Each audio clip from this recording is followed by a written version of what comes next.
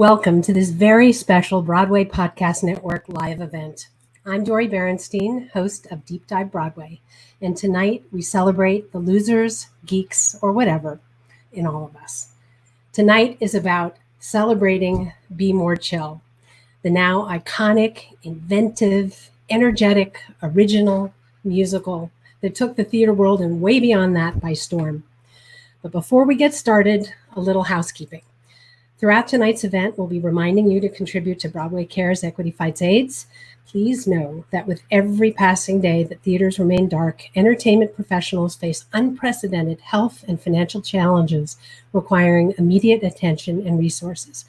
Please donate to Broadway Cares using the donate button in the YouTube chat or visit bpn.fm/BCEFA. And if any of you want to ask questions during the event, please text question to 63566 and we'll get to as many as we can. Also, for a deeper dive into Be More Chill beyond tonight's event, you should listen to How to Be More Chill, a wonderful podcast by Alana Levine and Sam Mayer on the Broadway Podcast Network. And now, Be More Chill. Let's dive in. Here we go. As I'm sure you know, Be More Chill began its life way off Broadway in Red Bank, New Jersey, as the Two River Theater in 2015 gave it its inaugural production. There were no expectations, as far as I know, that anyone had after the show ran, but the fans had other plans for Be More Chill. After the release of the Be More Chill Two River cast recording on Halloween morning on 2015, and all the show videos and fan art that followed, the show was catapulted into the pop culture zeitgeist. This overwhelming momentum propelled Be More Chill all the way to Broadway. This is a story to tell, and we're going to tell it tonight. So I'm absolutely thrilled to welcome the Be More Chill creative team, along with many from the cast and crew from both Broadway and London productions. They're coming together tonight for the very first time. So to start us off, I'm truly honored to welcome producer Jerry Goehring, book writer Joe Iconis, book writer Joe Trace, and incredible composer-lyricist Joe Iconis.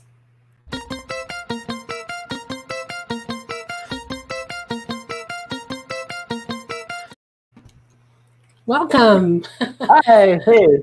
Hi, Dory. There's so many Joes. So many Joes. Yeah, I guess that's my first question. Was that intentional? Were you looking, Joe Iconis, for a partner named Joe? Was that part 100%. Yeah, we thought that it was both cool and just very adorable. And so, yeah, I'm glad that it worked out because we're the only Joes that we know. Yeah. That's it. Well, I want to go back to the beginning. There's so much to talk about, and I apologize in advance that we just aren't allowed to do 6-hour podcasts, but we're going to do our best to get through a lot of it. So let's start in the beginning. I believe that it was 2011, Joe, when your agent gave you Ned Vizzini's young adult novel, Be More Chill, and you dove in and you thought, oh, yes, this is going to be the most amazing world-shattering musical ever. I'm going to make it. Is that what precisely happened? Yes, that's literally what happened. No, my agent, the amazing Scott Folan, he gave me this book, and it wasn't the kind of thing where he was like, oh, I read this book and you should adapt it into a musical. He truly was just like, I read this book, it reminded me so much of you, I think you'll be inspired by it in some way. Just read it and let me know what you think. And so I read it, and of course I was like, oh, this should be a musical. This is like a classic musical comedy, and it had so many things that I love in a piece of art. It had these really specific characters and had this crazy sci-fi element. And so to me, it felt like, oh, what a cool subject matter to do a musical that felt like really traditional. Like for me, it's like, oh, we could write something that feels like Damn Yankees or some sort of like fantastical 1960s musical comedy. Yeah, I'm like excited about writing it. And Joe Trace was a writer who we didn't know each other. Was like wandering around New York City. But I was a fan of his, and he seemed like someone who would be a great fit for this material should he ever want to write a musical with me. and we met, and it went super well, the meeting, and we wrote this musical. Yeah, it was that easy. And for you, Joe Trace, what was it, aside from working with Joe Iconis, what an amazing opportunity, but for you, what was it about the story and the characters why did you want to bring the story to life? Yeah, I mean, first of all, I wanted to work with Joe. I was a fan of his work. We both at that point were affiliated with Ars Nova. I'd seen his amazing musical Blood Song of Love, and I love that he was someone who wrote musicals that used genre in a really cool way. And Blood Song is a spaghetti western, and so reading Be More Chill, the book, which I was familiar with the book and with Ned's work, and the way that he tapped into like a super specific generational voice, but like added on top of that, this incredible layer of sci-fi wish fulfillment. So, the idea of a story that really spoke to what it means to be a teenager today and to do so in a way that felt, while obviously, even back then, stories about teenagers were and continue to be everywhere. There was something about the specificity of Ned's voice that really made his telling of those years really connect to all my like most mortifying, humiliating, traumatic memories. And then to add on this sci-fi device that felt like it took something that felt super grounded and heightened it in a way that made those emotions feel even more specific. And I remember the first time I sat down with Joe, we talked about the sci-fi element of it all. And we talked about our love of, musicals like Little Shop of Horrors. And obviously Joe mentioned Damn Yankees, these musicals that use supernatural elements to tell a superhuman story. And I think that was something that we, right off the bat, we said, this is what we want to do. This is the way we want to tell the story. And your creative process must have, because I think you were working on Lemony Snicket at the time. So part of the time you were working across the country from each other. Is that correct? Yeah, actually, so because musicals take so long, like I had so many shows. This was really like one of my first like big things that I wrote. And it's so funny that it took, it was the first really real adaptation that I did. And since then, I did Percy Jackson and Lemony Snicket and all these other adaptations. But this, I feel like I learned how to write by writing Be More Chill with Joe. Yeah. And, our collaboration, I feel like in musical theater or just theater in general, be it like on Broadway or, in high school theater, there are so many fraught, really, anxiety ridden collaborations, and things get very dramatic and tense a lot of the times because, emotions are always so high. But our collaboration, unless there's something I don't know about, was super easy. It truly, of every collaboration I've ever had in my life, writing Be More Chill, the actual writing of it, the creation of it, kind of just bopped along. Everything just sort of worked. Chill. And did you, because I know you guys did a lot of work throughout all the iterations of the show in rehearsal rooms and all of that. What were some of the songs that came together in the rehearsal room, being inspired by what was unfolding right before your eyes? Oh my gosh. I mean, I'm a writer who is really inspired by the human beings who populate the cast of the show I'm working on. And I love to write stuff, that sort of wraps around the actors in the show. And so I tend to write a lot in a rehearsal process. And so there's a song called Guy That I'd Kind of Be Into. That was a song that we had been talking about, a moment we've been talking about for so long. And I wrote that as we were in rehearsal for Two River after hanging out with Stephanie Hsu and knowing what her vibe was. And so that one, oh my gosh, Loser Geek Whatever was a song that I wrote when we were in rehearsal for the signature production, our off-Broadway run. And so, yeah, it's something that I always step into the first day of rehearsal, and I really intend that everything will be written and it will all be good. But I know that as soon as I start working on the show, and as soon as I start talking about characters, and as soon as I start seeing what these, amazing, brilliant weirdos who are in the room do with the things, I just want to write more stuff. So, so much of it ends up getting written kind of in the heat of it all.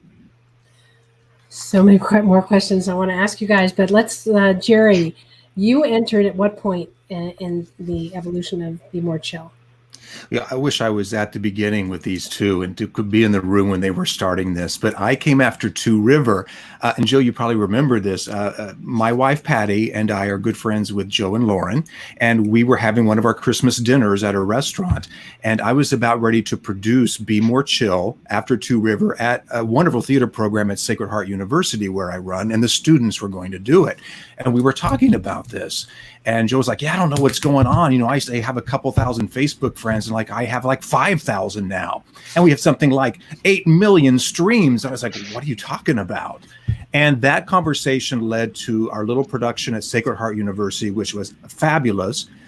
Dory, people were driving to our university from around the country and Canada to see a college production. I think we were the second one after University of Pennsylvania, Joe. Does that sound right? Yep, correct. And after we talked, I was like, Joe, we have to get everybody together and figure this out. And let's just do this off Broadway for the summer. And that's when everything started.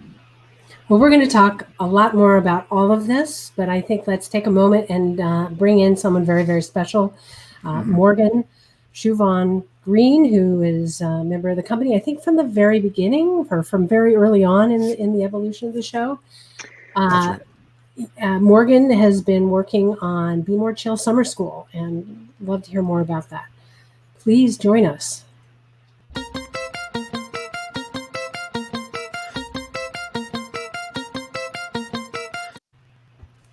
Hi. Welcome. Hi. Hi. Hi, Morgan. Hi, Morgan. Well, we want to hear all about Be More Chill Summer School. Awesome. You know, I really just want to start out by making the space to say that, you know, I say the names Breonna Taylor, Tony McDade, Dominique Fells out of respect and acknowledgement, but also out of rage and horror that we're still hashtagging names, but also out of hope that we're actually in the space where the change that we need to have come forward can actually happen. You know, when you're an artist, you know, you get on stage and people sit in communion with you in their seats and they listen and they empathize and they believe your story. And we're just using this space and calling for that same empathy. You know, when you walked out of Two River or the Signature or the Lyceum or the other palace and you found yourself on stage, that we start to believe the voices of Black people and amplify and center them and listen, and that radical change and radical allyship can come forward. And in this pause, you know, I'm really grateful for this opportunity to use this space, you know, because the legacy of this show is bringing all of these people that felt like they were by themselves and saying all these little islands, when they connect, something beautiful happens. And just to encourage and empower the fans of this show that have felt like they were alone or people didn't understand them, that they are actually powerful, not only just by themselves, but when they come together and work and push forward and become the change that they can be and should be for this world. So we're really just using this platform in this time to amplify, center Black voices, to give space for communion and fellowship and just joy, because we also need joy in this time. And what's been happening in the few sessions that we've published has been amazing work, amazing enlightenment. And I'm really looking forward to the people that we bring into the space to just be a beacon of light and hope and change, not just for Black fans, but for all the fans all over the world to see themselves and just find some new heroes. And how can the audience out there learn more, get involved, follow what you're doing? Honestly, the social media channels for the show that a lot of people have already been following religiously, what we're posting and truly listening and taking in the experiences of these amazing people who are doing amazing work in their communities all over. Thank you so much for doing this, and thank you so much for sharing this with us. Really appreciate it. Of course. Thank you for having me. Course. And I think we're going to go dive a little deeper into what went on during Two River right now. So I'm going to say goodbye for right now to Joe, Trace, and to Jerry. And we're going to introduce Michael Hurst, John Diaz, Jennifer Ashley Tepper, and Joe is going to stay with us. Morgan, thank you again. Thank you. Bye, Morgan.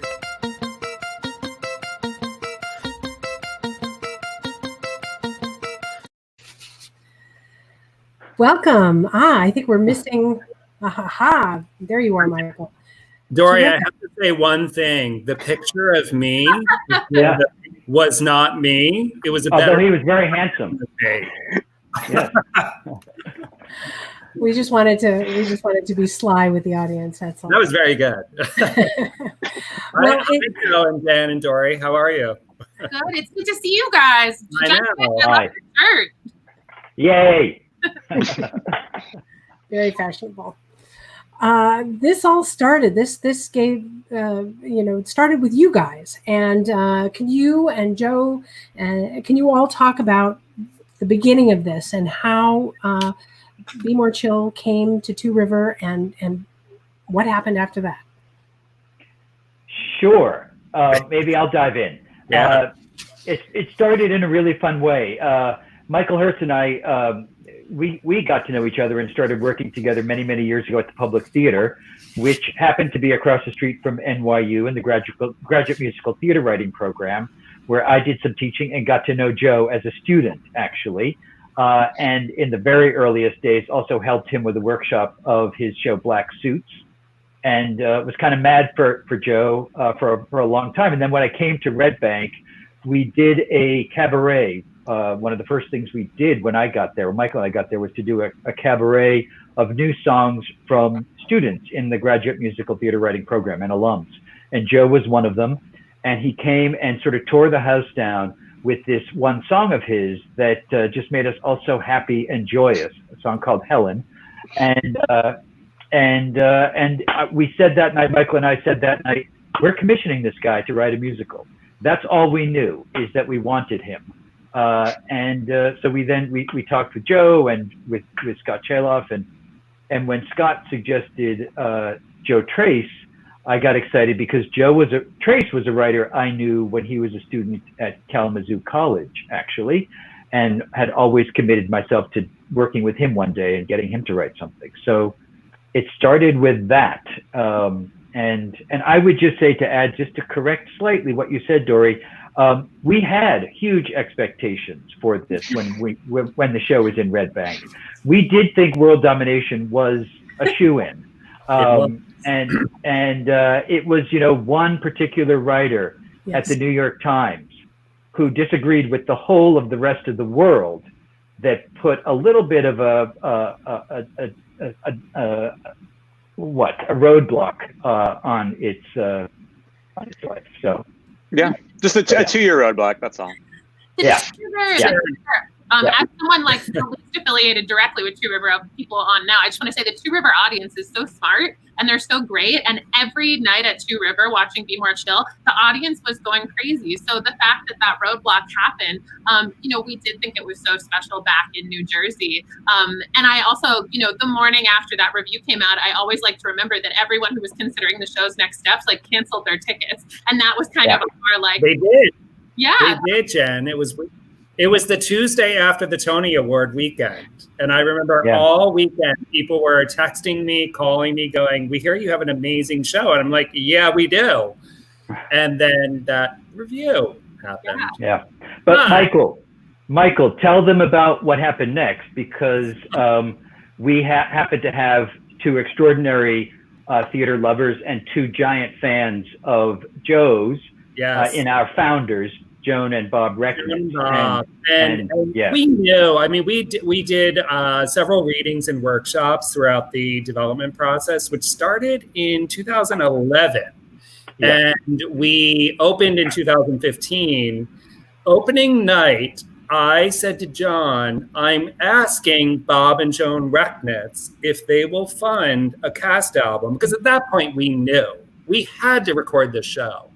So a few drinks in, not to lie, to be honest, I walked over to Bob and Joan. I said, "Hey, would you fund a cast album?" They said, "Of course." So that's when it started. At that point, we had already been like, Kurt Deutsch from Ghostlight needs to come see it. Of course, he's a huge fan of Joe. He's worked with Joe. So we already had the wheels moving, but we needed the funding to do the cast album. So that's how that sort of happened. Yeah. And cast albums are not inexpensive. That was a major step at this point, particularly after the review. You didn't that wasn't Yeah. that helpful. So that is amazing. And then what happened? Oh my gosh. And then what happened? Beatlemania is what happened, right? Yeah, that's the phenomena that if people could bottle that, they would just do it over and over again. I mean, Joe, you in my mind, I feel like it started we released the album in October of 2015. We went in the studio really quickly after the show opened. And I think we started noticing the phenomena in early 2017. Mm-hmm. The fans and the fan art and the animatronic, it was just beyond. So we started noticing that with the record label and Joe and the original cast. We started noticing that.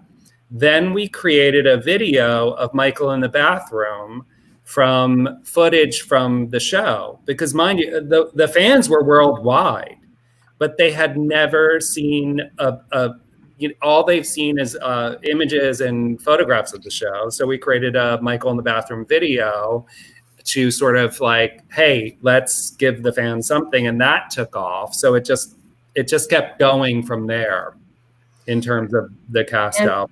Fan art and lip sync videos and it just took off like crazy.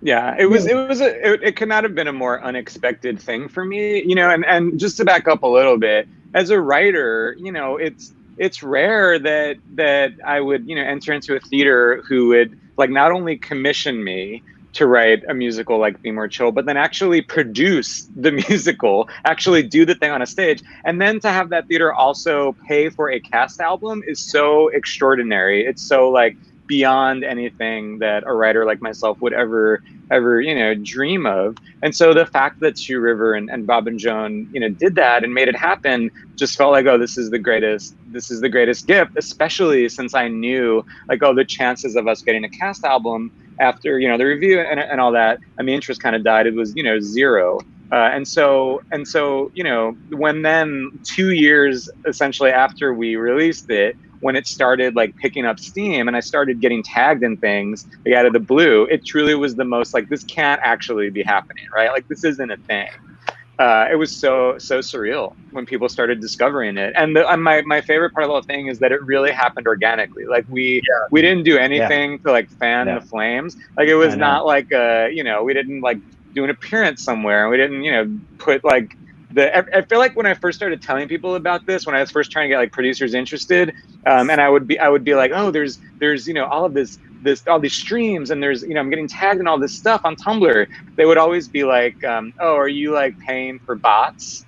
Like everyone always thought that it was something that I was like giving money to bots, which I don't even understand how that works. But it was truly just people like discovering this show and then telling their friends. And so there was this thing about it that felt so organic and so old school. It felt so much like, word of mouth, where you like hear a song that you like a lot and you're like, oh, you got to hear this song. And that's, and it's like the sort of like most old fashioned way for a show or an album or whatever, a piece of art to catch on. It just happened in a way that could have only happened in 2017.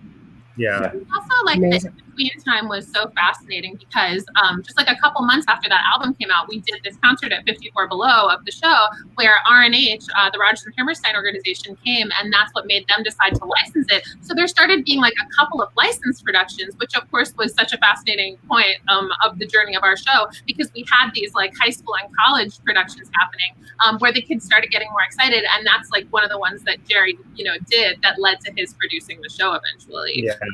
But we couldn't have hired bots to drop off fan art for Gerard Canonico at the stage for Groundhog Day. I don't know. Well, we have a special clip to share from the Two River production. Let's take a look.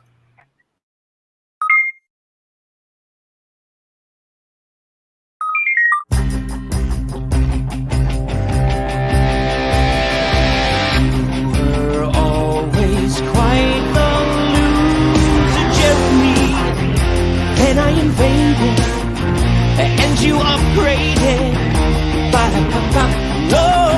Oh, Jeremy, it's true that I found you, but look around you. Whoa, all your peers are just so Didn't want that, didn't Dory, let me just tell you, we did a GoFundMe campaign in late 2017. as a way to raise money for Two River Theater, which is a nonprofit, of course, but also to get to learn about our fans. And what we promised them was more footage of the show. Because remember, they've never seen it, these fans from worldwide. So we did a GoFundMe campaign saying, we'll release more footage of the show and do a video for you if we reach X amount by X date. That happened in like 48 hours. So we then released the Pitiful Children video, which you just showed. Thank you very much. We also have to give a shout out to that video with all of the people that were on the Be More Chill journey at Two River, who were such a big part of the show's development. Yeah, absolutely. Yeah. And then after that cast album came out, I understand, tell me if I have this number right, that there were 150 million downloads, that it streamed 150 million times before Off-Broadway. I believe that's correct. Yeah. Yeah. That's unbelievable. Yeah. I mean, I've never seen such a juggernaut. You know, it was just thrilling, and you know, you don't, that kind of dedication and passion for a show that the Two River team and you know, your incredible family there just threw themselves into the show. It's just like the most amazing thing. I can't. You know, you set the bar, and very, very impressed, and just makes me want to run to Two River the second this pandemic is over and see every show you have. Please do. Yes. Well, you know, we should say at some point that the other thing that Two River did, aside from producing the show, the album, and helping to get it off into the world, is we commissioned Joe Iconis and Joe Trace to write another musical. Which they owe us, and they're working on.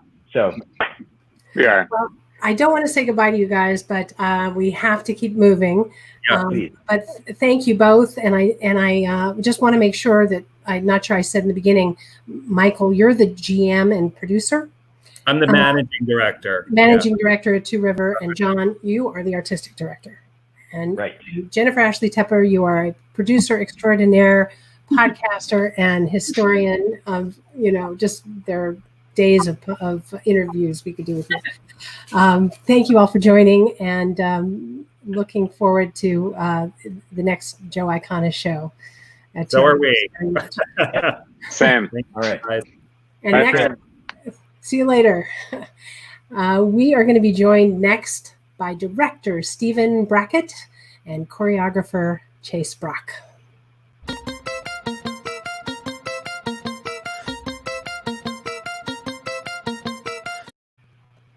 Hello.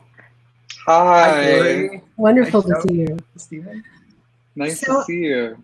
You both have been an amazing team, not only being involved, I think, early on.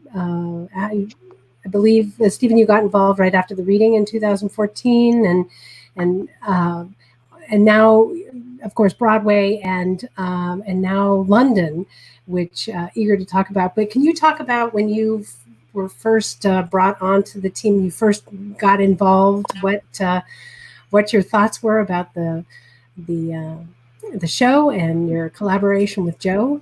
Yeah, definitely. I mean, I had heard about the show primarily from Joe Trace while we were working on the development of The Lightning Thief together. And I was always like, man, I wish I was working on that project. And one day they, in fact, called me in to pitch for the show and to have a conversation about it. And I was just so stoked. I've been like a huge fan of both Joes, who I met at Ars Nova, and the idea of the two of them working together was just kind of like too much for my brain. And so we had a really amazing, great conversation about the show. We talked about, you know, Jeremy's arc through the show, but we also talked about the energy of the show and what we wanted the show to feel like, what we wanted the audience to feel. And it just felt like there was a kind of shared idea of what we thought the show might be. And so, yeah, I was just blown away by the show. I was really moved by the central kind of storyline of this boy who just kind of can't seem to get it together and resorts to like this pretty desperate thing in order to try to feel like he has some connection in the world. And I thought that was a really beautiful story. And I loved that it was told through this kind of crazy sci-fi lens with like amazing Joe Iconis music and amazing Joe Trace dialogue. So yeah, I was like in from the get-go. And Chase, your choreography is so inventive, and you know, you've like created a whole brand new language with finger tutting and the whole thing. Thank you so much. What was your inspiration for your vision for the choreography? Yeah, so I think probably the most exciting part was that I got to delve into different vocabularies. So we had sort of the language that I always say was like the heartbeat of the hallway, which was the kind of dancing that the students of Middleborough do just as they're moving through their day. Jeremy is not part of that in the beginning of the show. And sort of getting to see that evolve over the course of the show while also going to this other kind of sinister, strange technological vocabulary of the squip. And I think, you know, if I were jumping to the sort of task that was the most kind of from Mars and the most fun and the most unexpected, it was, you know, the idea of sort of choreographing a computer from Japan that exists in pill form, goes into the brain of a teenager in New Jersey and then tells him how to be cool. I mean, there's no other show that you get called and you get the chance to do that. And how did the three of you and with Joe Trace, how did you all work together, your process of collaboration? I mean, very closely, right? And that's one of the things that's so amazing and exciting about working on specifically musical theater, is that the collaboration is so huge, right? So it's not only us, but it's the music director. It's all of these people that are working to kind of make a singular sort of show.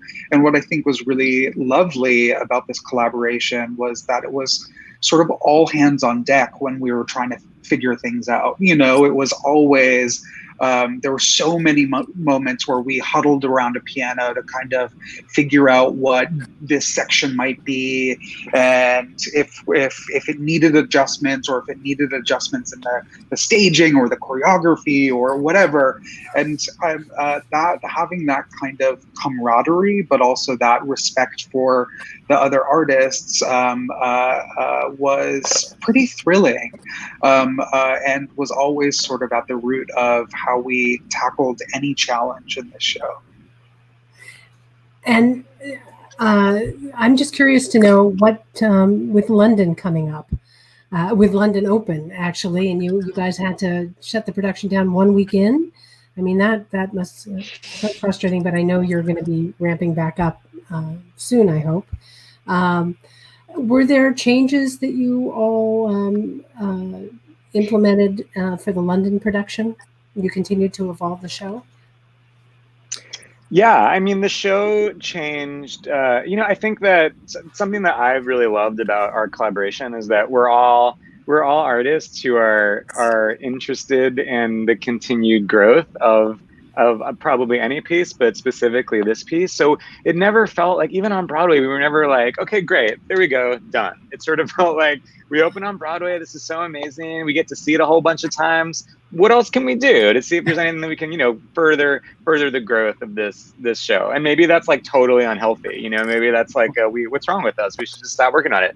But we refuse. And so for London, there were just some things that we got excited about script-wise, the things that we felt like we learned after watching the run of the show. And, you know, London and Brackett and Chase can speak more directly to this, but London, the idea was to sort of be like, what happens if we kind of make the show a little more intimate, you know, make the show go a little bit back to its roots and really make sure like the story and the characters are front and center. You know, the theater that we played in London was so different from our New York homes. And so it just sort of necessitated that anyway. And I think with that sort of change in production came all of these little, you know, script things throughout, all of these little charactery things, and then some larger, you know, staging and design and choreo things as well.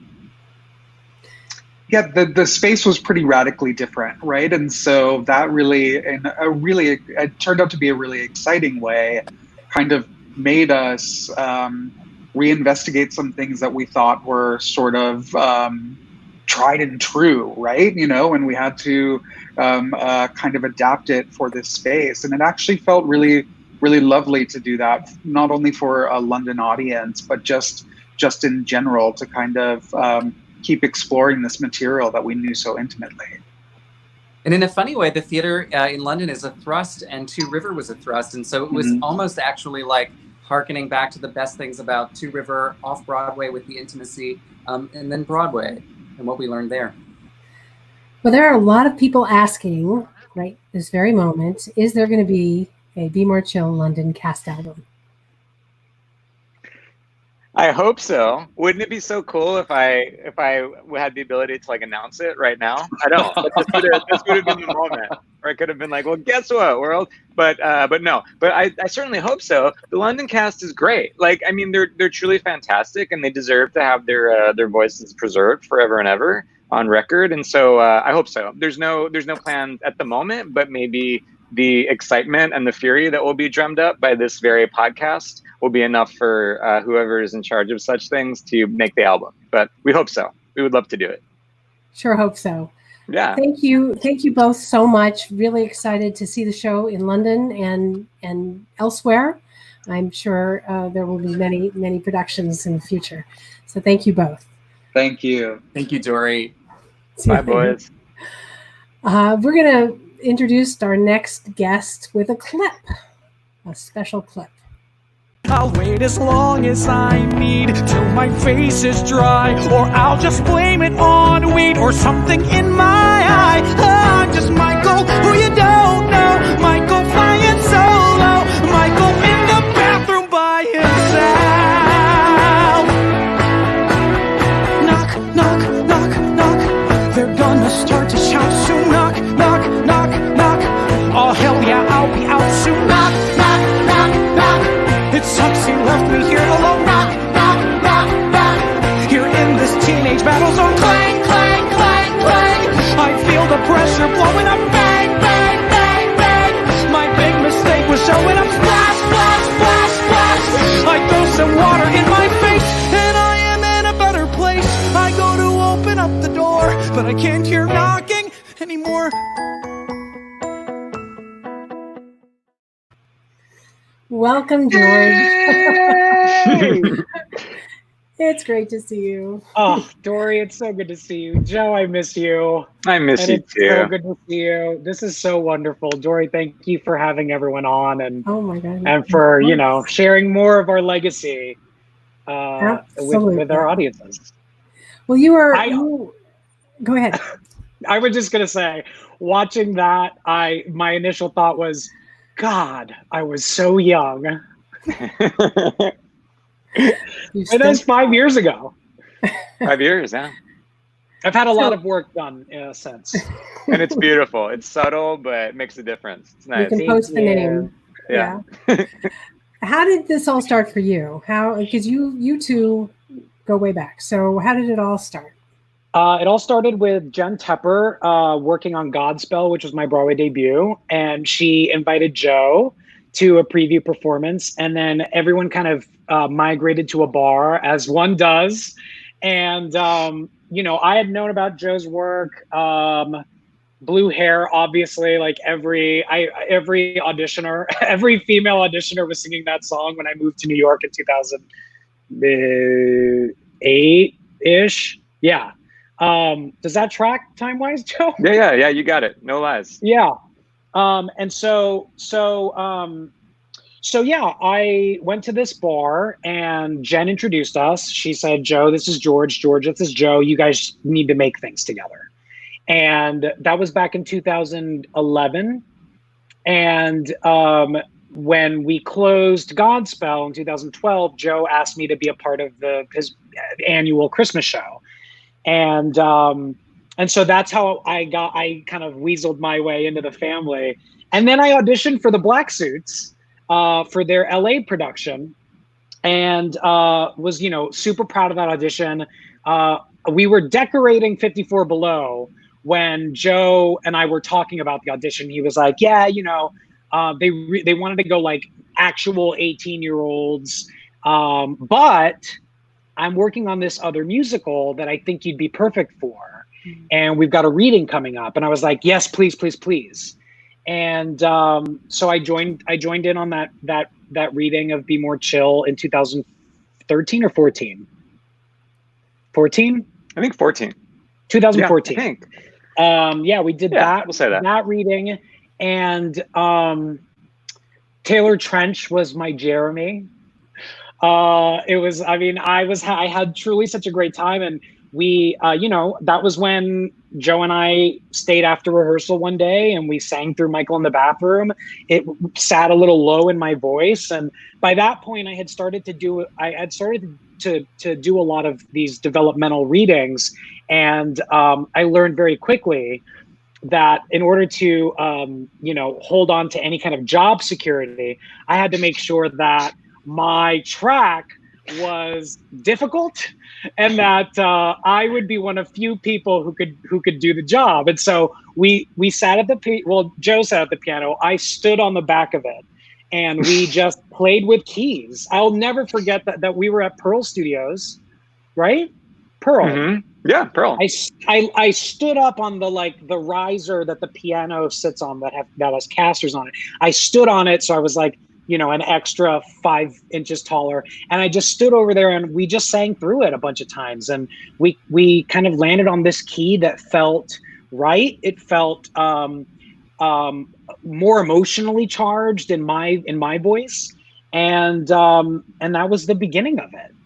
And I mean, I fell in love. In that moment, I fell in love with Joe as a human being, but as a collaborator, because it was really such a, I just felt really comfortable and at ease, you know, saying, can we make it higher? And he was totally game to do it. And from my point of view, just to give like the other side of the story, I thought that we were like collaborating for the first time as artists, and we were like finding this key so that as an actor, you like had whatever you needed to get to this particular place in your performance. And I was unaware that it was actually just for you to like sink your claws into this role. Yeah, it was like, me. It was me. How can I screw all the other actors?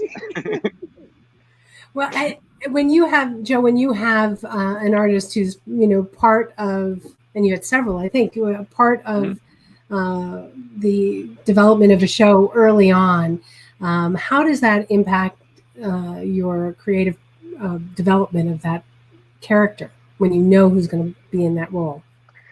It, you know, for me, it impacts it hugely. You know, as I said, I love writing for actors, and whether that's like an actor who I've worked with a million times or someone who's brand new to my process, I love it, and I sort of can't help but do it. You know, and so the character of Michael, you know, Joe Trace wrote this amazing character, and Ned Vizzini, you know, created this amazing character. So he definitely was like a fun guy, but as soon as George started performing him, it just took on all of these other levels. It took on this weight and this gravity, you know, that I never could have known was going to be there until George started doing his thing with the character. And so it, you know, there's so much of George and Michael. There's so much of all the people who have played all the roles, be it, you know, Two River or Broadway or you know, whatever, in a way that I'm really proud of that.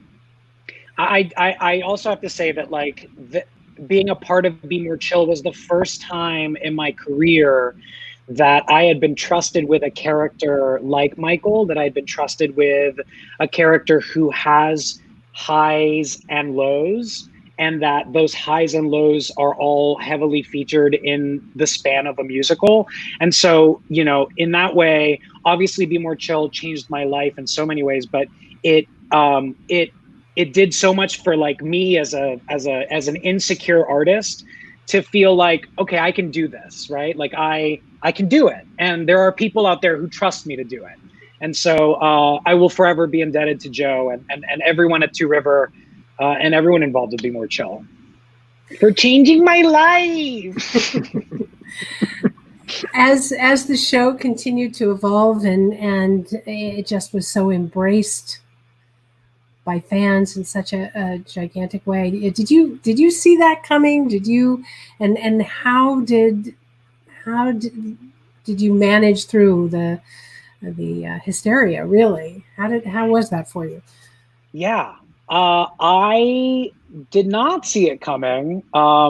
If only because of the New York Times review, right? Mm-hmm. Like I always believed in this piece, and that review made me feel like we just had to prove something more to the gatekeepers, and so no, I mean I was not expecting this at all, and I will never forget Joe. At the time that it was starting to bubble up and blow up, I was doing a play in Hartford, Connecticut, and Joe, directed by Joe's frequent collaborator, John Simpkins. And so Joe came up. You guys had a meeting about Love and Hate Nation during that time. And Joe came up, and it was the first time that we really got to be like face to face to be like, what's happening here? And I very quickly, my dear friend Ashley Latimer, she ran social media for the Lightning Thief, which I had done right before that. And I was talking to her about what's happening here? Like, what do I do? And we kind of figured out a way to be genuine and authentic, but also to kind of like to at that point take this momentum and try to fan the flames as much as possible. And so I remember writing a tweet that said, if listening to the Be More Chill cast album isn't enough and you want to see a live production, like and retweet this tweet. And it was the first like viral tweet that I ever put out there. And I decided at that point that, my whole life I searched and searched and searched for someone who looked like me to look up to. And in this moment, I was getting so much positive feedback about my work in this show that we did over the course of a summer. And Joe and I both made it our priorities to thank those fans for like elevating our show to a visibility point that we didn't think was going to be possible for it. And then also to make sure that they feel seen, right? Because it's one thing to feel seen by a musical. It's another thing to feel seen by the actual people who are behind that musical. And so it became this like responsibility that I still to this day love and cherish, because I get to be a person that I didn't have growing up for, countless others. And that to me, is what makes art satisfying, and also, something that you could spend your life doing. Yeah. And, it's interesting to think that the show is so much about human connection and the fans connecting with the show. And the importance of human connection is all over the show. And how ironic kind of that here we are at a time where it's so hard for people to be together. Mm-hmm. The show actually takes on such even more importance, because it does say, we need each other. We need to connect. Yeah, we do. We really do. I need both of you in person right now. Yeah. Absolutely. Well, George, thank you for spending so much time in the bathroom. We're all very, very grateful. So am I. Truly. And look forward to all that's ahead for you. And see you when all this is over. I look forward to it. Yeah. And take care. And we're going to introduce some of your colleagues now. And thank you so much for joining us. Yeah, thanks for having me, guys. Bye, Georgie. We are going to be joined by some exciting cast members, including Will Roland, Jason Tam, Stephanie Shu, and producer Jerry Goehring is going to join us again.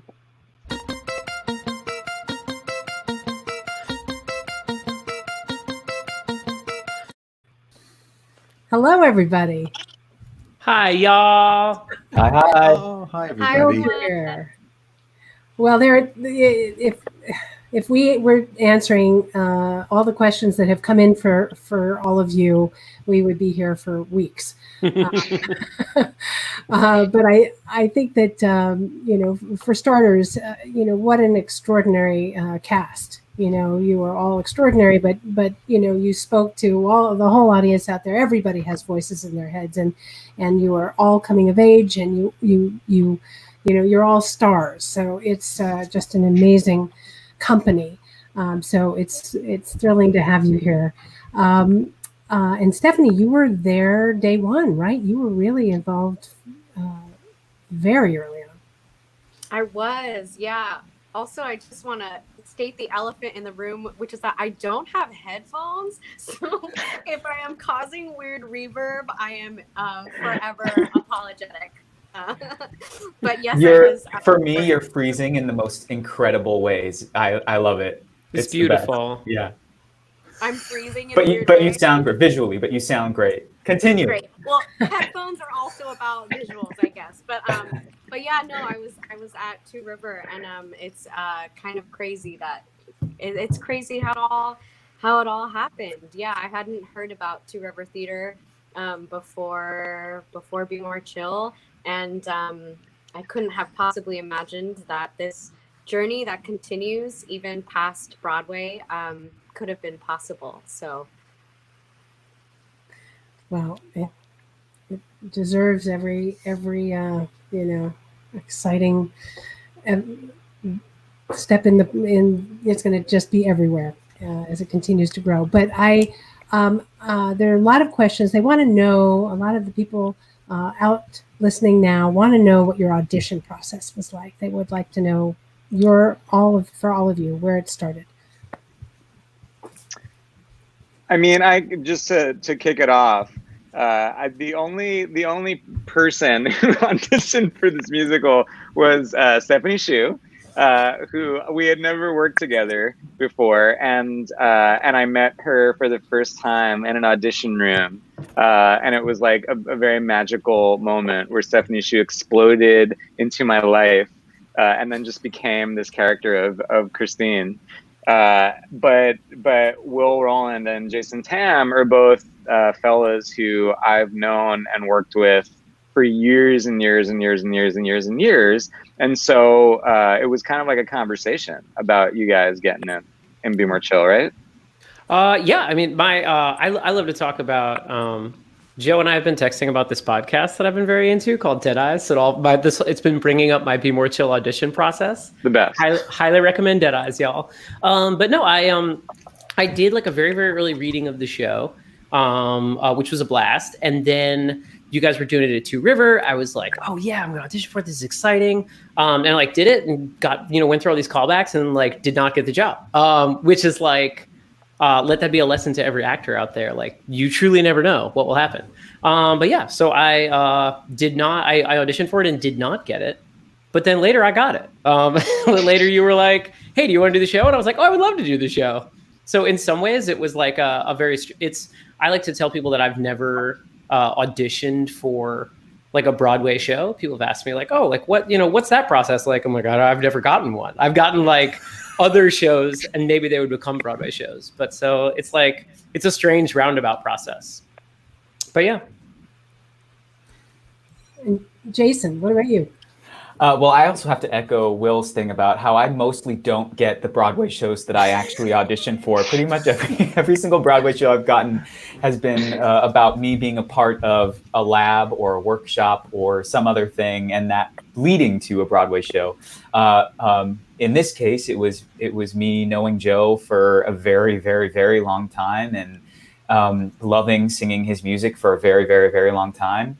And my very good buddy, Eric William Morris, was busy starring in another hit Broadway show. And so Joe sent me an email asking if I would like to spend the summer on 42nd Street off Broadway doing Be More Chill. And I just sent a little email back with a little wedding ring that said, I do. I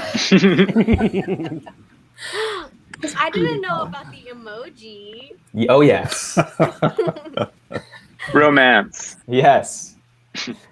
Well, I'm so curious to know that with the road that you guys were on, when I would imagine Jerry came in and said to the company, "We're going to Broadway." What was that day like?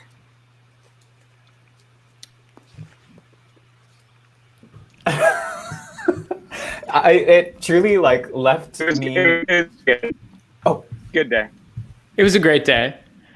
They had brought us all there under the false guise of we were going to have a rehearsal, an automation rehearsal. That's right. So like we were going to work on like some scenic stuff that wasn't working, and then I started getting texts from like, in case it hasn't already become like sort of clear in this process, like we're all friends. And so I started getting texts from my good friend Danielle, who is the music assistant. And she was like, why am I called to this rehearsal for scenic stuff on Monday? Like I'm no longer on the show's payroll. What do they want to tell me? And then like Jen Tepper showed up in like a sparkly dress to our rehearsal. And like neon pink. Yeah, and the whole social media team was there, and it sort of like was this thing that became more and more inevitable as you approached it, much like death. But it was good death. It was fun death. It was fun death. Yeah. Also, I will say that even before, I think that in the world of theater and musical theater, it always feels that Broadway is somehow this penultimate ticket to success. And I have to say that, like, I would say that, it was so special to get to Broadway with this show, but even more special, I think, was the resurrecting of it. And I remember, when sort of out of the blue, it started to become apparent that something strange had happened, which was that this cast album had become this like underground, like undiscovered musical amongst teenagers. When that started to happen, I remember feeling like even deeper in the pit of my stomach that this has to happen again. And I didn't know if it would be possible that I would still look young enough for it to. I'll probably look young for the rest of my life, but I didn't know that I would be able to be a part of it. But it felt so real that the calling for this show to happen again, for more people to see it, was necessary. And so for that to even get to off-Broadway, it felt like when we started to meet those audiences at the Signature, that it would be foolish if this show didn't get to have a life on Broadway and then beyond. And it just felt that the young people and people of all ages were really calling for it and needing it. And certainly now, it's gone to London, and who knows where it will go next. But yeah. And Jerry, it's what's so special always about a Broadway show is that it really becomes, the company becomes a family. But I think the Be More Chill family, is so tight and so loving, and it makes it really special. So I imagine that day where you shared that news with the company was a really special day for you. It was. In fact, I'm listening to people I haven't talked to during this COVID time, and it's like seeing my family again. I'm getting a little emotional as I hear everybody talk, and I have goosebumps. It's just a special time, and we're seeing a handful of faces during this, but Dory, like I do, it does take a village, an army, to put a little show up with 10 people in the cast on stage with 6 band members. You would think it'd be easy, but Mike Mitri, who is my producing partner, and I have a team around us, from Tepper to so many people above the title. We all are part of this family. And when we made the decision from the business side that we felt that there was a huge future for this show, and Broadway is only a baby step for any Broadway show. It's for us to have the platform to go to the rest of the world. And I know we'll talk about that later, but it is strictly because there is this amazing family around these artists that believe in the story, that believe in the future, and believe in these family members of Joe Iconis. We were the outsiders. These other people, a part of his family, we kind of had to introduce ourselves to the Iconis family. And luckily, we kind of seem to be the okay stepchilds, and they keep us in. And but Dory, when we made that decision from the business side, it felt like a movie. when we made the announcement, and it was a day we'll always remember, and the journey began at that moment.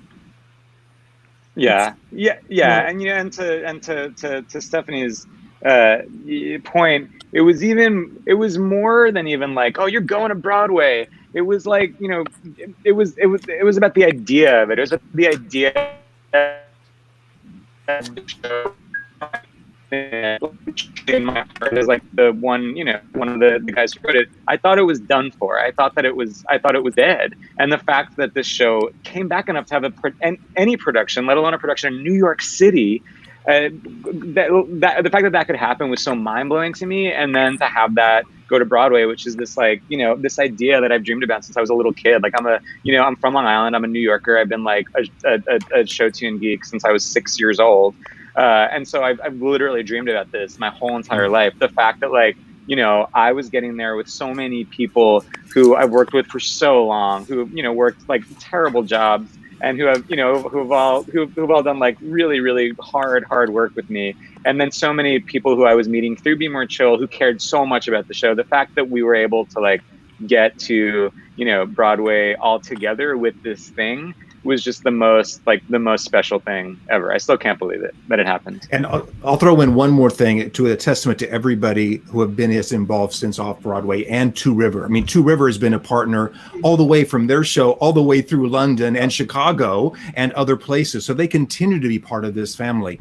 But the special thing about Joe's world and the people that love his material, both Joe Trace and Joe Iconis, is that how many Broadway shows go from off Broadway or developmental anywhere to Broadway, and the entire cast and creative team and musicians and core stay together and they don't get replaced. That's the honest truth. And our team came full intact from the show they created. And I think that's one of the proudest things I have on my checklist as a producer supporting artist. That's beautiful. And that is so true. The family that supports the show and is there for you just means everything. It's magical. In every way. So much to talk to you guys about, but we're just going to have time for one question that's come in from Zoe Rawson. She is asking, were there any pre-show rituals that you guys had while you were on Broadway? I can't think of pre-show rituals, but me and Steph Shu had a ritual where we would talk to the little pumpkin that was on the Halloween table and then wave goodbye to it. Yeah, you remember. We had some really weird improvs involving this pumpkin. We would always wave goodbye to it. It got different every single night. Yeah. I don't know what else. We had all kinds of stuff. Sometimes we would eat the stuff inside the pumpkin. That's correct, and it was our child, wasn't it? It was also our child. It was also our baby. That's correct. Yeah. Yeah. I would always do I'm super into stretching, but I would always do a handstand before we started the show, just so I could like get the blood flowing everywhere and get a little hyper. But against a wall, I'm not like Gerard. Gerard can just do handstands in the middle of everywhere. I need some support, Well, did you have any? I would always brush my teeth. That was really, I thought that was important. I spent a lot of time close to people. I was close to Stephanie. I was close to Jason. I mean, I think I got like up in the face of just about everyone in the show, and also Paul, my dresser, and the folks in the hair and makeup department. So the big one for me that I could never forget was brushing my teeth. I'm sure everyone was very grateful for that. I hope so. Went through a lot of toothpaste. Well, thank you all. Thank you so much. Well, Jason, Stephanie, really thank you for your magnificent work and for joining us tonight. We're going to hear a little bit from the London team right now. I'm very excited to be able to introduce some London cast members. Scott Folan, who plays Jeremy, Blake Patrick Anderson, who plays Michael, and the general manager of Be More Chill, I believe, on Broadway as well as London, Lisa Dozer.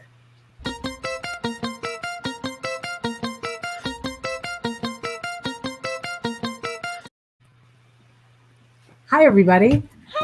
Hi. Welcome. How's Hello. London? A little late there. Yeah. Oh, it is. It's 3 a.m. Oh my gosh, I feel terrible. We're No, made you it's wake fine. up. Well, you had this amazing ramp up for London, and the show opened, right? Yeah. And then it closed. Can you take us through what exactly happened for you guys? I mean, I think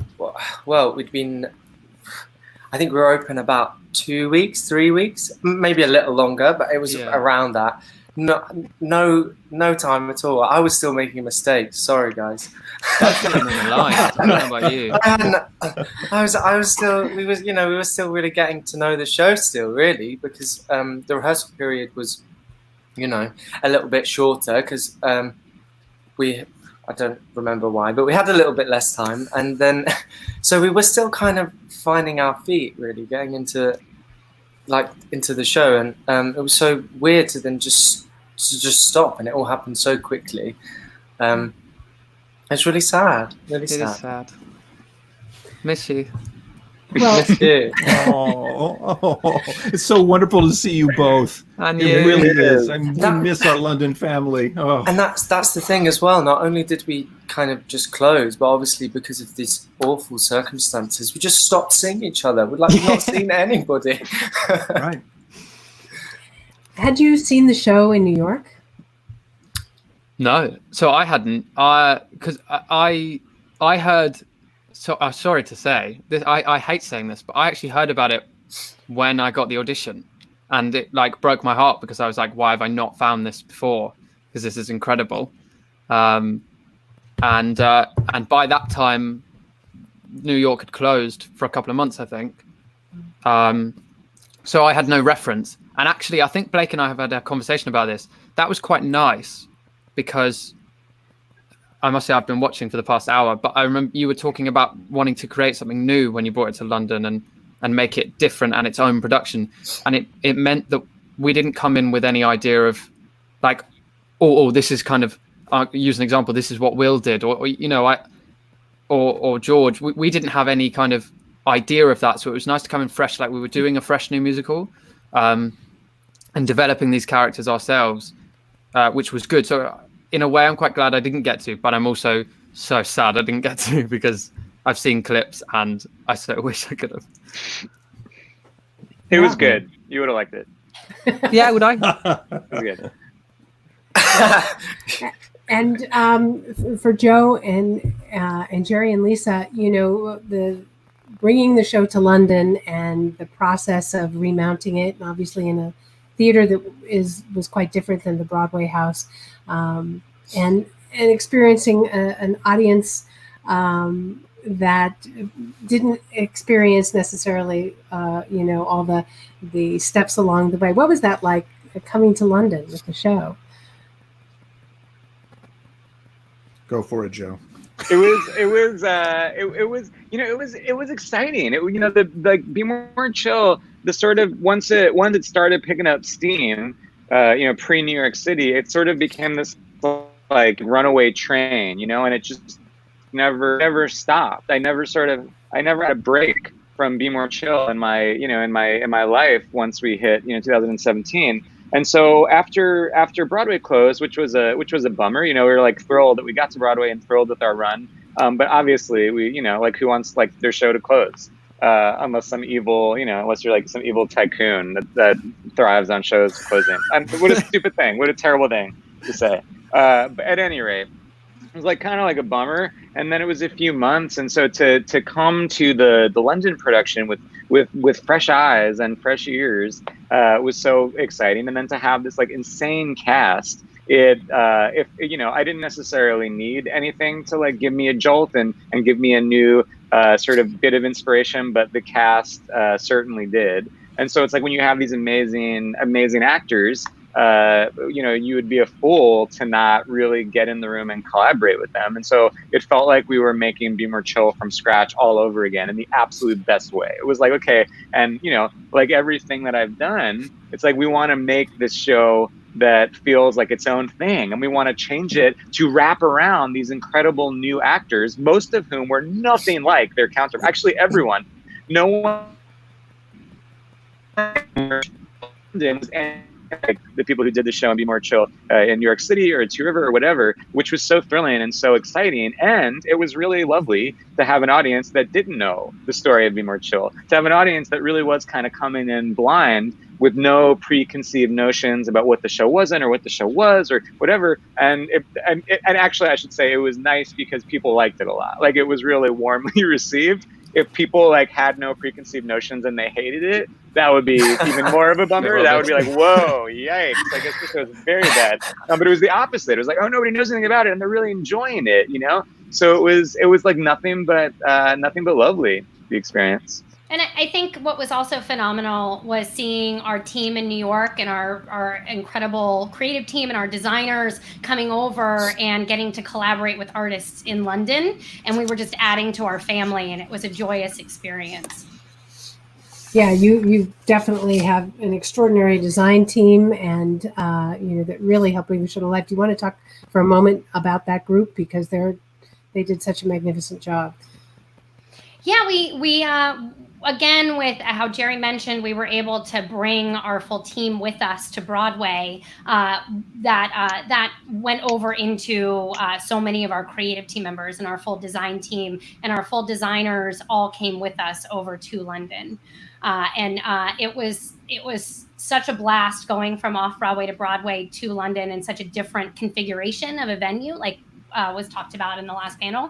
And so getting to see our designers and how much they love this project and how passionate they are about it was such a wonderful thing to see as a producer. Because we know the piece so well, but we have to look at it through different eyes every time we go into a different venue. Oh, for sure.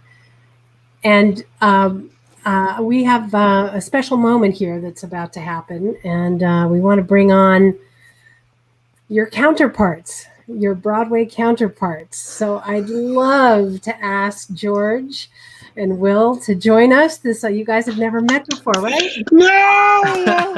Hi, boys. Oh. It's Nice like to meet- looking into a mirror. Yeah, wow. Now I know what I would look like if I were born in a different time zone. It's amazing. Yeah, I'm very tired. You guys, 3 a.m. I cannot wait for the London cast album. That's a direct jab at anyone with money who can make that happen. Because I have been wanting to hear you guys sing this music since the cast was announced. Oh, wow. I hope we get to do it. Well, yeah, I mean, yeah. I hope we get to go outside soon. That'd be great. Wouldn't it? Priorities. It's overrated. Outside? Outside. What's I haven't seen it in years. I don't even know her. Well, you all had, have had kind of similar but different experiences, but it's a show that certainly galvanizes the fans, and the fans just love the show no matter where they are in the world.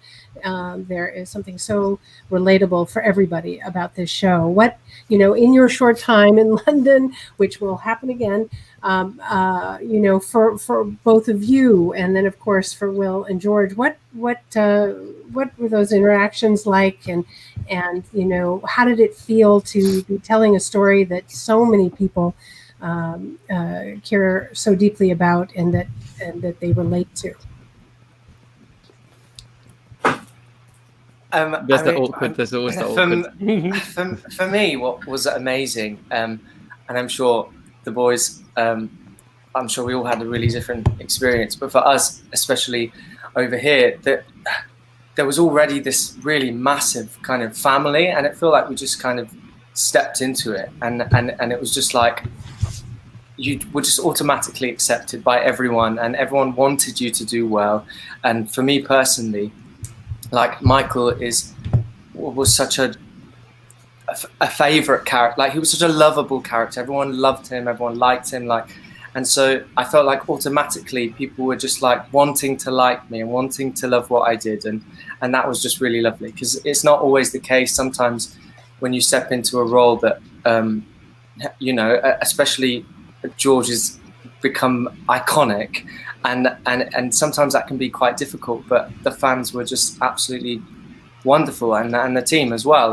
Like you say, the process was. It still felt really new and organic. Like it wasn't like just picked up and put on us. So it was really lovely. It was like a family.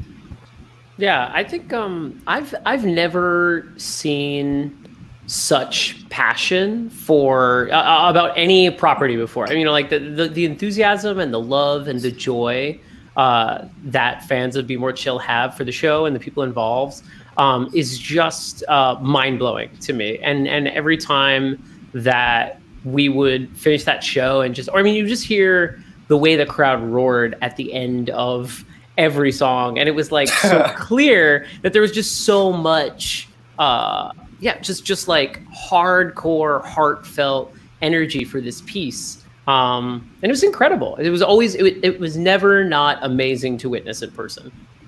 I remember the first night for us it was the very first preview. So I'm looking at Jerry here for a nod. Was it our first month? About our first month was sold out before we'd even started rehearsals, I think.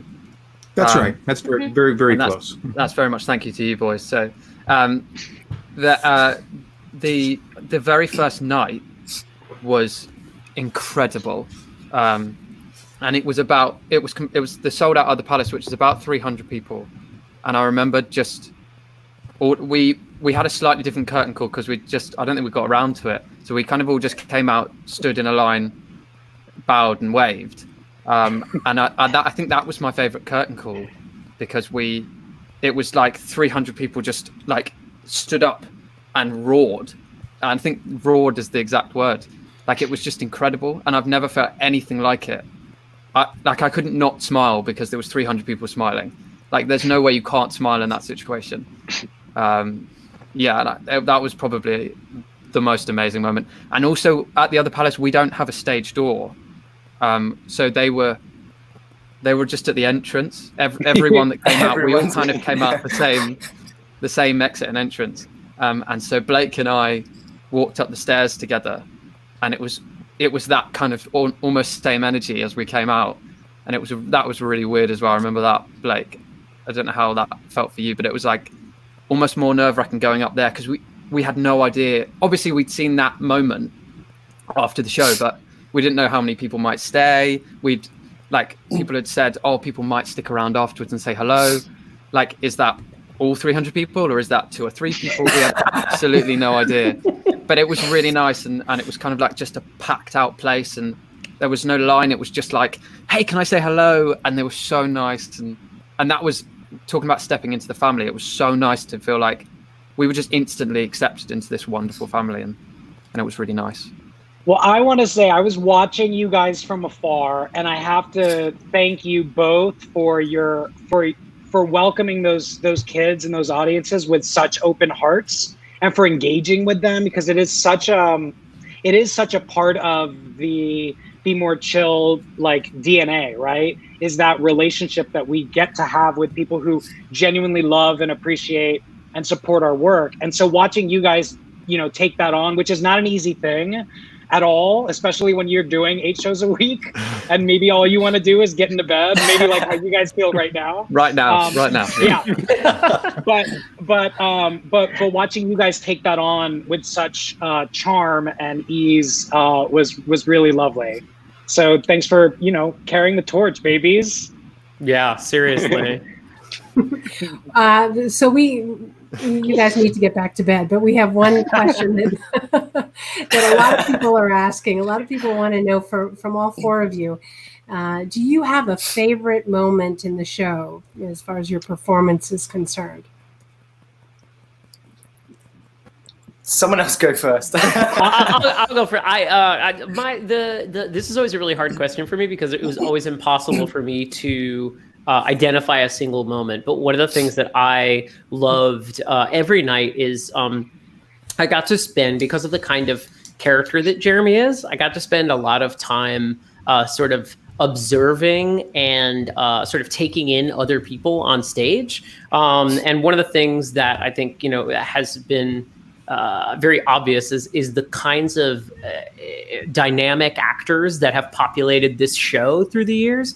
And so it was always very fun for me to get to watch George or Stephanie or Tam or Lauren or Katie or Britton or Gerard or Tiffany. Did I get everybody? I probably left someone out, but all those people. It was incredible to watch folks just be so dynamic and alive and just take in their incredible work. I really enjoyed it. Plus it was like a little bit of a break. So, it was both. I would say my favorite moment of the show is actually after Michael in the bathroom, because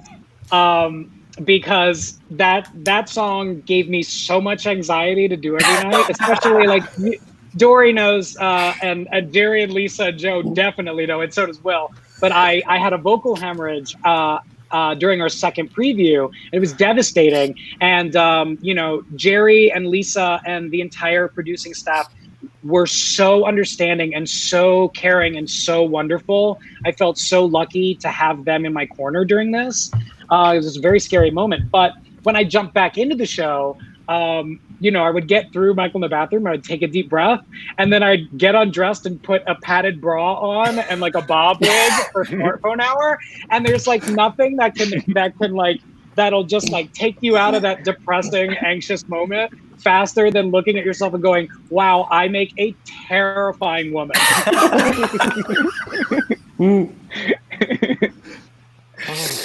Oh yes, that is like an amazing. That's just a great story, because that is so true. It's because as a song, it's such an epic and a pinnacle moment for Michael, and you do find yourself pouring your heart into it every night, like emotionally and vocally. Thanks for that, George.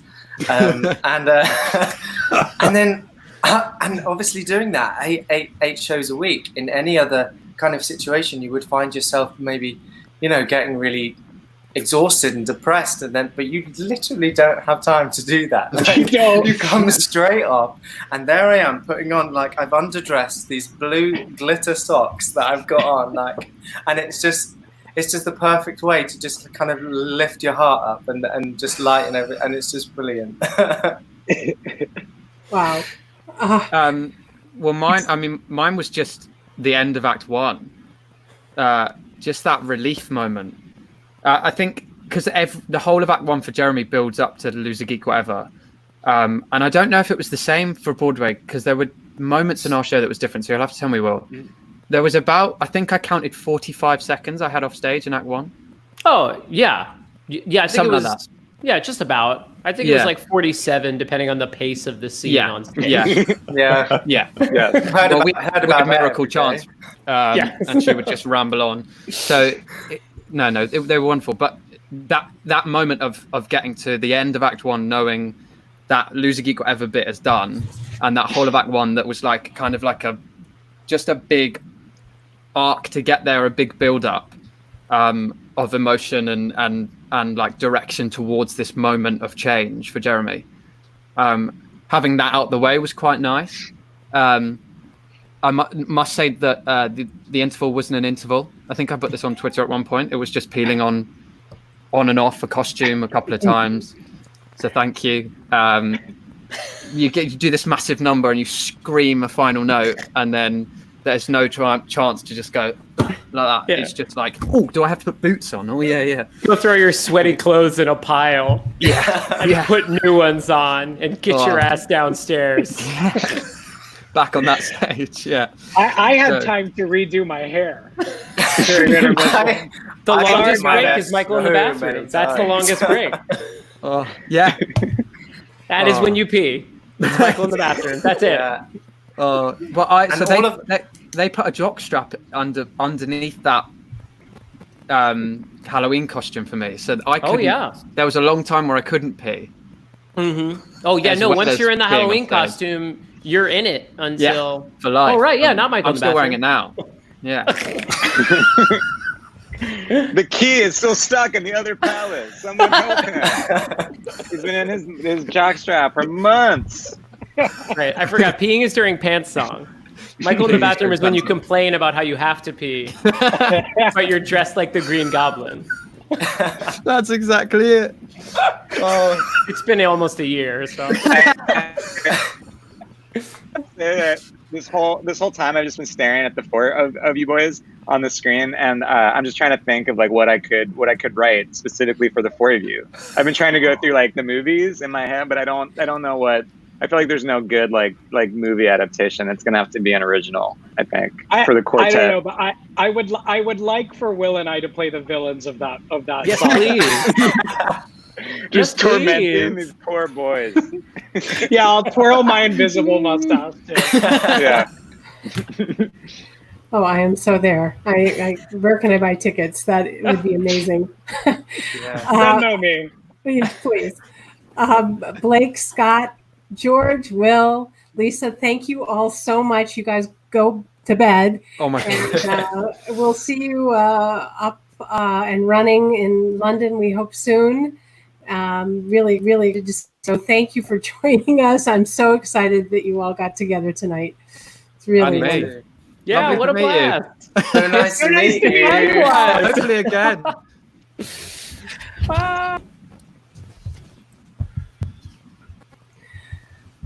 And Lisa, thank you so much. And we have, hold on. That'd be me. Okay. We have a wonderful addition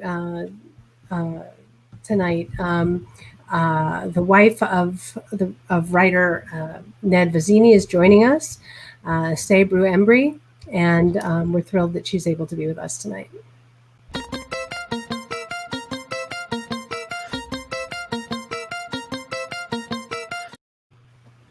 Oh boy, what an intro. I get my own intro. Hi, Sabra. It's a funny thing. I thought I was the only one who's worn the same jock strap for months, but be more chill thing. Maybe it's a summer thing. Maybe it's a 2020 thing. I'm glad I know what's going to be in merch next. That's for sure. Hi. Well, thank you for joining us. I think that Joe, I read somewhere where you, when you spoke with Ned originally about the novel and your interest in adapting it, I think you described the show as John Hughes meets John Carpenter with geek rock pop music. And I'm so curious to know how he responded and what he thought of the idea of adapting the novel. Man, he was so cool and so game, so up for it. You know, he was a writer who I was just a fan. Like I was a fan of his work. I didn't know him at all, and he had no right to be as supportive and enthusiastic about this musical that was going to be written by, this dude who he simply, did not know. And we had a few conversations, and he seemed to get the same, references that I did. We were sort of speaking the same language, and we had a shared love of Weezer, and particularly the album Pinkerton. I remember we talked about that and how that might influence the sound of the show. And yeah, it was great. It was like the dream version of when you adapt a novel. It's like exactly what you would want from an author, where he was just like, I don't know how to make musicals, but I love this a lot. And he gave his blessing in like the most beautiful, helpful way. That's lovely. And Sabra, could you tell us, from your perspective, what it's like, having seen the adaptation come to life and all the different iterations. And now that it's in London, it's all over, going to be all over the world. It's all over the place. Exciting. And I certainly didn't see it coming. Ned didn't see it coming. I remember when he was talking to Joe about adapting it into a musical. He was excited, but it was just, he was so busy. There was a lot going on. He's like, yeah, that's going to happen. I'm working on these TV shows right now. It's really cool. But he was working on multiple things. This was his favorite.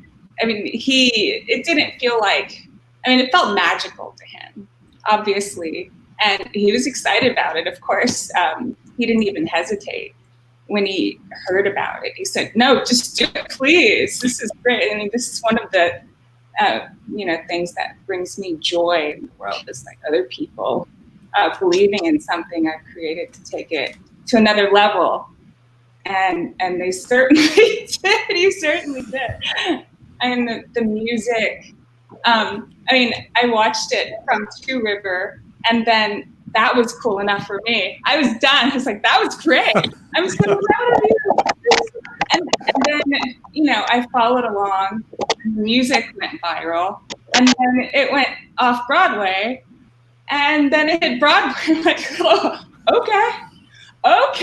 It's just like bonus on top of bonus on top of bonus, and then but I think watching the teenagers, watching everyone who loves the musical. It's the same audience, I think, as the lovers of the book, and both just following like their passionate excitement about everything. I don't know. It's been a thrill to see, and I think it's going to continue. I think it has a long life ahead still, and I'm looking forward to seeing that too. And I'm strapped in for the ride. Well, I think it's for all the people out there who haven't read the book, they should immediately get their hands on the book, the original book, and please, read it, because it'll be exciting for everyone to see, how the choices that were made and how Joe adapted the original novel. It was adapted so respectfully, with a sacred respect to the characters, but everything was just amplified to be its best. Everyone was amplified to be their best. And but there's also a graphic novel coming out. And that should be good too. It's coming out soon. So everybody keep their eyes open for that. It's beautiful. I'm so excited to read it. But it's like we just, I've obviously said this a lot, but like the thing that's so remarkable about all of this is that, Be More Chill has like turned into this thing that keeps growing, and it's like it gets bigger and bigger and bigger. But it would not be anything were it not for Ned, and were it not for the book and these characters that he created. And so I know like Trace feels the same way. We're so proud that people who love the book, and people who knew it before the show, and people who knew Ned and loved Ned and all of his work, they feel like it's respectful, and they feel like it's honoring these characters, these like beautiful, messy, complicated characters that he created. And it's it can't be said enough how none of us would be here if it were not for Ned and the book itself. Well, he would be thrilled to see everything that's happened. Everything you've done. He would have loved the music you made for it, and I think everyone's doing such a wonderful job. Thank you very much. And someone wants to say hello. So let's just say hi. Hey. Hi, Felix. How are you? I'm good. Well, I just wanted to say that I'm proud of all of you all for doing this. All this play stuff. Joe, you did the music. Jerry, you did producing. And a lot of other people who came into creating this. And it's really awesome. in the bottom of my heart, I feel special for a good reason to be in the play. Well, not really in the play, but kind of just to be a part of it. You're in the play. That was well said. Past his bedtime. Very well. Oh, thank you. That was wonderful. Yeah. I can't wait to see you again in person. Maybe in London. Who knows? Yeah. Talk to your mom. Yeah. Thank you both so much. He's a real agent here.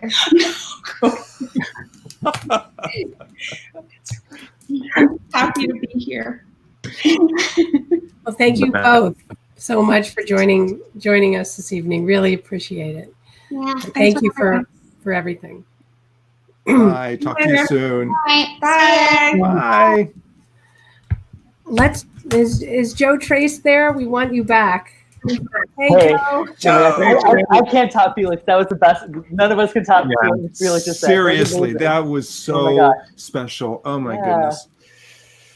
Well, what an incredible, epic, overwhelming journey this all is, and I know it's far from being over. So, what's ahead? I'll look at the authors, guys. What do you want to do?